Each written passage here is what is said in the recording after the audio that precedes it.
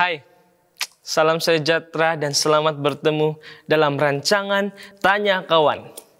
Satu siri ulasan untuk menemukan jawaban bagi pelbagai bentuk persoalan berkaitan dengan dilema dan permasalahan seseorang belia. Saya Exworthy Daryl akan menjadi peneman Anda semua sepanjang musim ini. Oleh itu, sekiranya Anda mempunyai sebarang persoalan maupun dilema, jangan khawatir. Tanya kawan dan kami pasti akan dapat membantu Anda.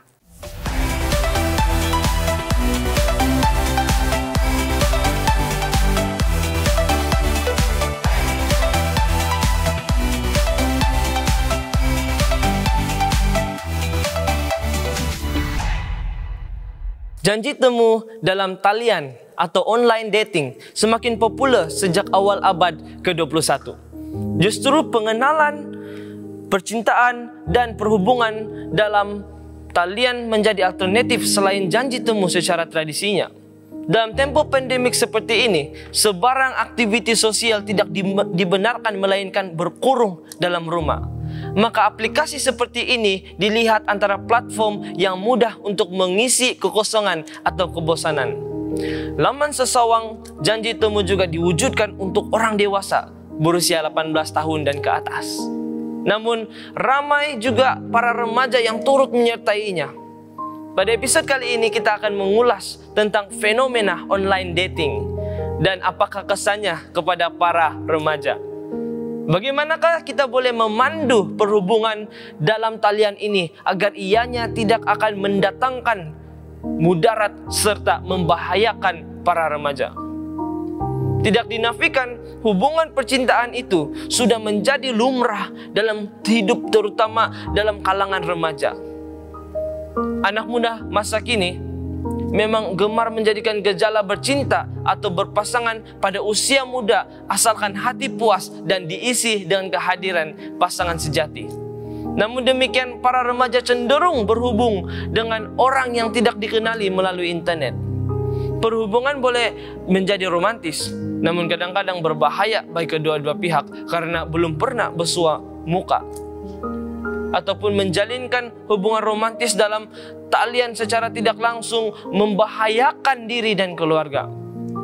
Sama seperti perkhidmatan dalam talian yang lain, tiada jaminan mengenai kejujuran dalam perhubungan. Pemangsa boleh mendekati remaja yang naif, terutama para gadis yang lebih muda. Terdapat banyak case berkaitan remaja menjadi mangsa penipuan dan percabulan oleh kenalan di internet atau Facebook. Remaja amat kurang kesedaran mengenai bahaya berhubungan dengan orang yang tidak dikenali. Bahkan ada kalanya nama penuh atau asal-usul kenalan pun tidak diketahui. Oleh itu, perkara pertama yang paling penting dan asas untuk sentiasa diamalkan adalah mengutamakan keselamatan diri. Janji temu dalam talian tanpa bersemuka memudahkan kedua-dua pihak berbohong. Perhubungan dalam talian sama ada di laman sesawang maupun di bilik sembang atau chatting room memudahkan para individu untuk melakukan penyamaran. Penyamaran semasa berjanji temu membahayakan keselamatan remaja. Remaja tidak pernah berjumpa maupun mengetahui latar belakang orang yang bakal ditemui. Oleh itu, berhati-hatilah jika berkenalan di dalam talian. Berikut adalah beberapa panduan penting bagi menghindari keadaan yang berbahaya. Yang pertama, jangan dedahkan maklumat pribadi. Berbuallah melalui telepon agar tidak diperdaya mengenai usia atau jantina. Jangan beri nomor telepon kepada orang yang tidak dikenali dengan sewenang-wenangnya.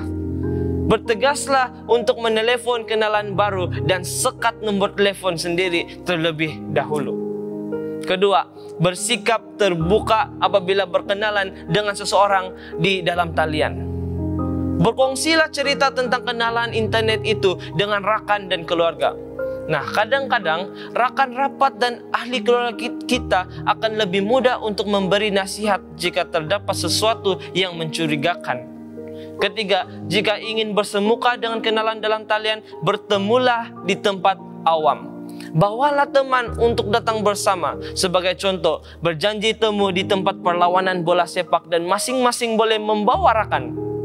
Keempat, memuat naik gambar profil yang sopan. Ini adalah karena gambar yang dimuat naikkan dalam talian boleh dimuat turun dan disalahgunakan oleh orang yang tidak dikenali. Para remaja juga harus boleh berkomunikasi dengan ibu bapa. Beranikanlah diri untuk bersikap terbuka dan jujur dengan ibu bapa tentang perkenalan dalam talian. Ibu bapa telah menempuh alam remaja dan mengetahui arti perhubungan dan janji temu.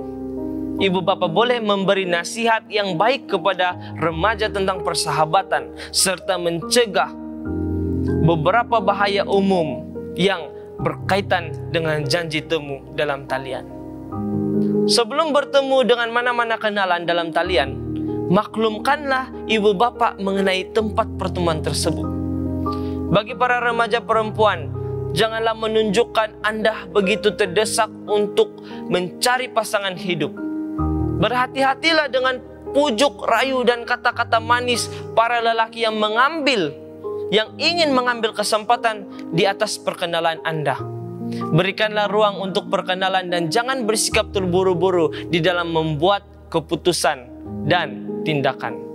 Nah, akhir sekali, percintaan cyber ini merupakan satu platform yang begitu populer dan relevan di dalam konteks dunia digital pada masa kini. Kita semua terdedah kepada penggunaannya, sehingga segala informasi itu hanya terletak di ujung jari sahaja. Namun ianya harus digunakan dengan lebih bijak dan berwaspada. Perhubungan adalah satu proses pertumbuhan yang dinamik dan bukannya berlaku dalam sekelip mata atau sepantas kelajuan internet yang kita inginkan. Ingatlah pesanan Alkitab dalam 1 Korintus 13 ayat 4 dan 5. Kasih itu sabar, kasih itu murah hati. Ia tidak cemburu, ia tidak memegahkan diri dan tidak sombong.